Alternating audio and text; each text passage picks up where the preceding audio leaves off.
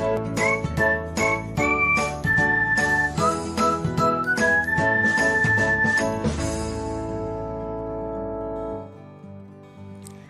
everyone, welcome back to another episode of Technologyglance. In this video, I'm going to guide you through how you can remove a follower on Threads. So, let's get started.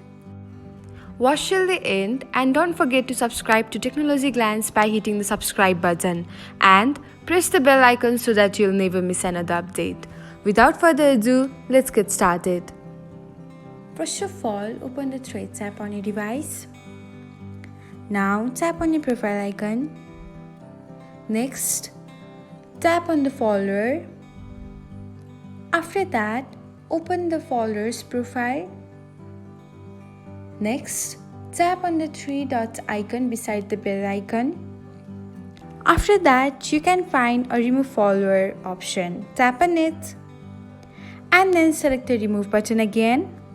And that's it. This is how you can remove a follower from Threads app. Thanks for watching. If you found this guide helpful, we will love it if you hit the thumbs up button below.